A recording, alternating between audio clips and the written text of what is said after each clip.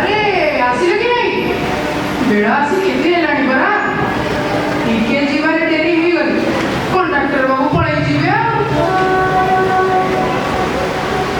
हाँ हाँ जाऊँ जाऊँ एते व्यस्त क्या होउछ तुम्हें तो बड़ लोक काम धंदा किछि नहीं टेंशन के टोन टान के बाहर जीवो मोर तो बेड़े केते काम एई तो आरंभ हेइला ये आउटर कोन हो तुझे तो कुछ मते सब सुनुची ओमर मां पर भूल है मते क्षमा कर ए बेटी के जल्दी बारी की आसो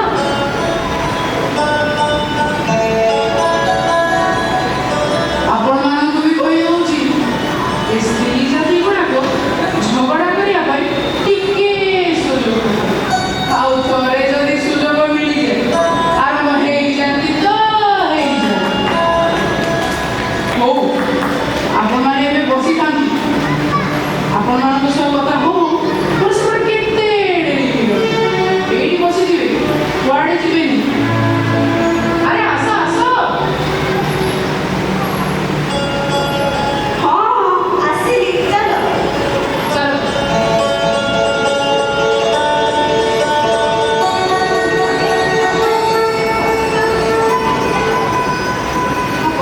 पुओ केते दिन आसला काम को जीवो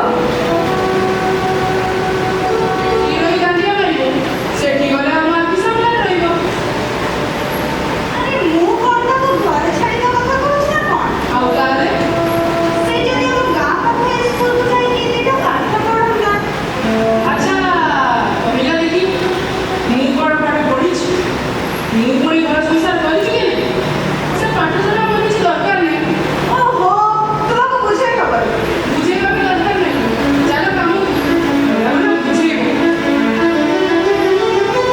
अरे से बाबू पाठ पढियो सिला दियो तुनी बाबू ए बाबू कोडे गलु ए मु तो बाईगण पोड़ा आलू चपटा और पखाड़ा भात नेइछि तू आसिलु कि नाही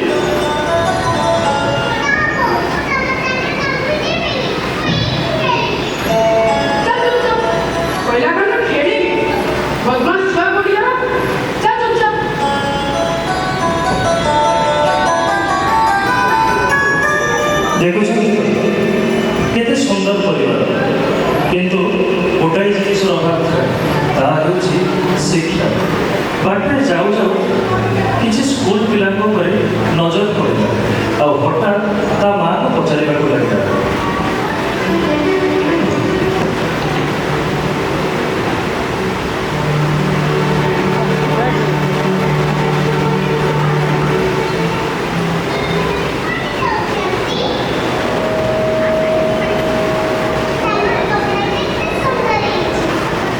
ओ ସେମାନେ ସ୍କୁଲ ଯାଉଛନ୍ତି ସେଇଟା ତାଙ୍କର ଦେଶ ପସନ୍ଦ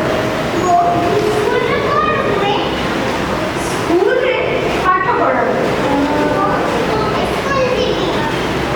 ହଉ ଆଜି ଘରେ ଗଲେ ମୁଁ ତ ବୋଉ ସହିତ କଥାବାର୍ତ୍ତା ହେବି ଏତିକି କଥାବାର୍ତ୍ତା ଭିତରେ ସେମାନେ ଯାଇ କଣ୍ଟ୍ରାକ୍ଟର ବାବୁଙ୍କ ପାଖରେ ପହଞ୍ଚିଗଲେ କଣ୍ଟ୍ରାକ୍ଟର ବାବୁ କାମକୁ ନେଇକି ଯିବାକୁ ଅପେକ୍ଷା କରିଥାନ୍ତି ସେ ସମୟର ଦୃଶ୍ୟ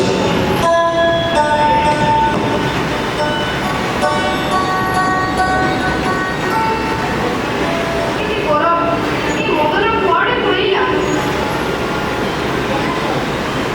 କିରେ ମଦନା ତୋର ମାଇଠି ଏତେ ଡେରି ଜୁହାର ବାବୁ ଆପଣ ତ ଜାଣିଛନ୍ତି ସ୍ତ୍ରୀ ଲୋକଙ୍କ ଘରୁ ବାହାରବାର ଟିକେ ଡେରି ହେଇଗଲା ଓ ଛାଡ଼ନ୍ତୁ ସେସବୁ ଆମେ ଚାଲନ୍ତୁ ଯିବା ହଁ ହଁ ଚାଲ ବଡ଼ ବାବୁ ଆମର ଅପେକ୍ଷା କରିଥିବେ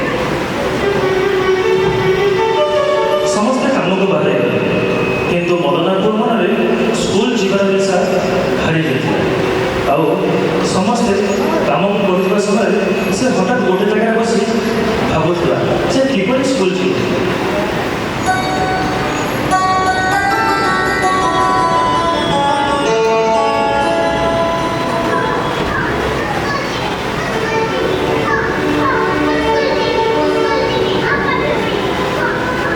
ବାବୁ ତୋର କଣ ହେଲା? ଅରେ ବାବା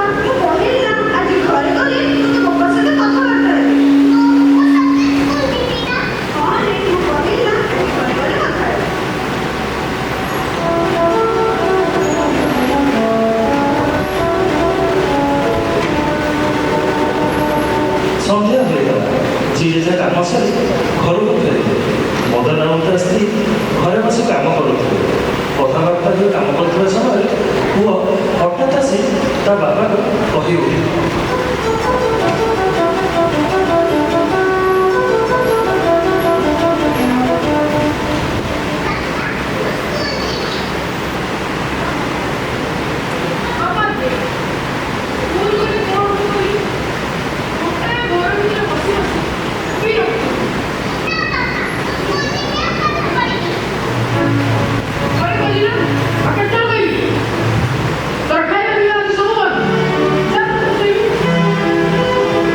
କାହିଁ ସେ ଛୁଆଟା ଗଳଛ କହିଲା? ସେ କ'ଣ କିଛି ଭୁଲ କଥା କହିଲା? ପାଠ ହିଁ ତ ପଢ଼ିବାକୁ କହୁଛି।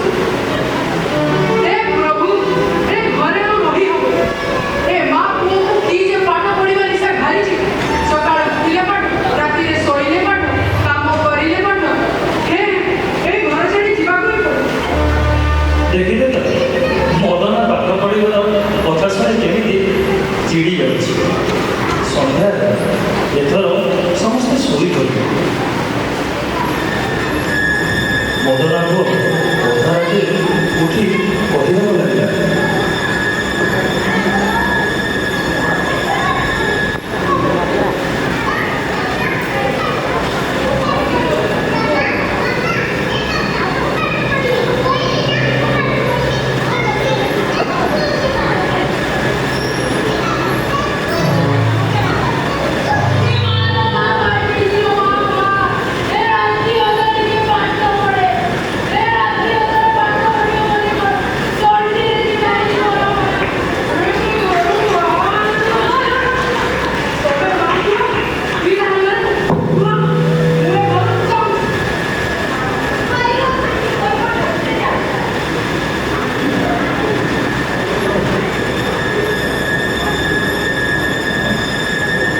ସେଦିନ କଟିଗଲା। ପ୍ରତିଦିନ ପରି ନିତ୍ୟକର୍ମ ସାରି ସମସ୍ତେ କାମକୁ ବାହାରିଗଲେ। କାମ କରୁଥିବା ସମୟରେ ମଦନାଥ ଗୋଟେ ଗଛ ତଳେ ବସି ଖେଳୁଥିଲା। ଆଉ ତାକୁ କିଛି ଦୂରରୁ କିଛି ପିଲାଙ୍କର କଥାବାର୍ତ୍ତାର ଶବ୍ଦ ଶୁଣିଲା।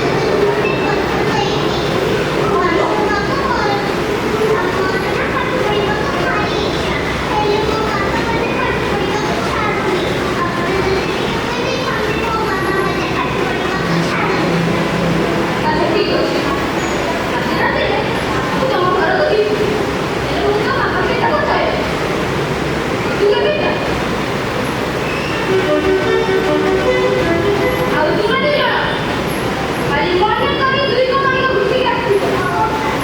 ଆଉ ତୁ ମନେ କରି ମୋ ପାଇଁ ଉପମା ଆଣିଥିବୁ। ଯଦି ନ ଆଣିଲୁ ଦେଖୁଛୁ ତ ବାଡ଼ିରେ ପିଟି ଆଣିଲ ତୁମେ ଦୁଇ ଜଣ ଯାଅ।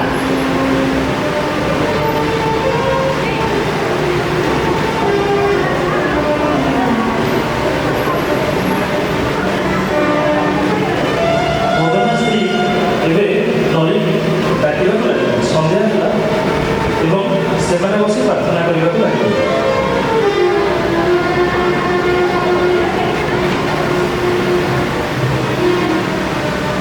ନଈ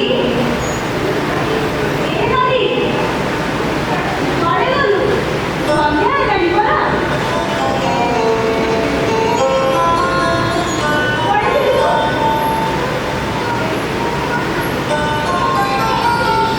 ସନ୍ଧ୍ୟା ହେଲାଣି ପରା।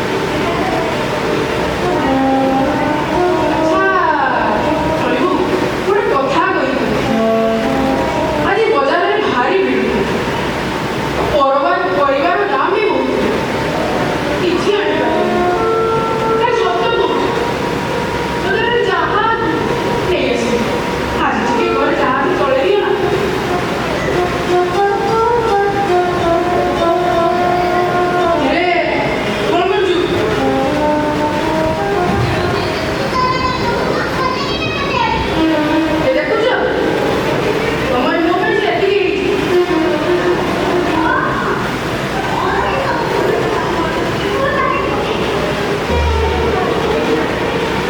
ସେତିକି ବେଳକୁ ମାଷ୍ଟର ବାବୁ ଆସି ମଦନା ଘର ପାଖରେ ପହଞ୍ଚିଲେ।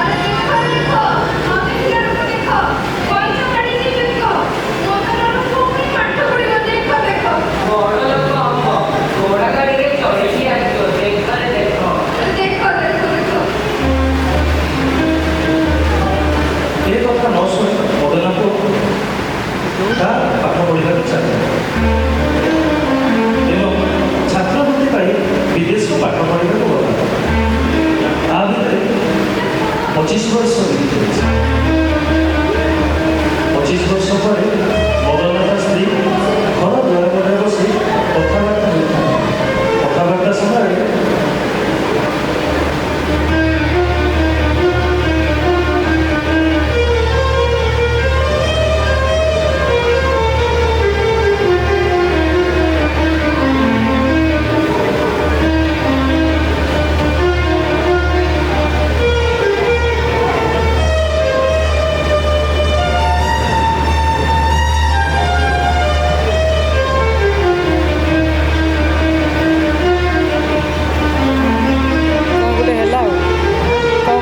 ପିଲା ଆସିପାରିଲେନି ଆଉ ଏବେ ଆସିବେ।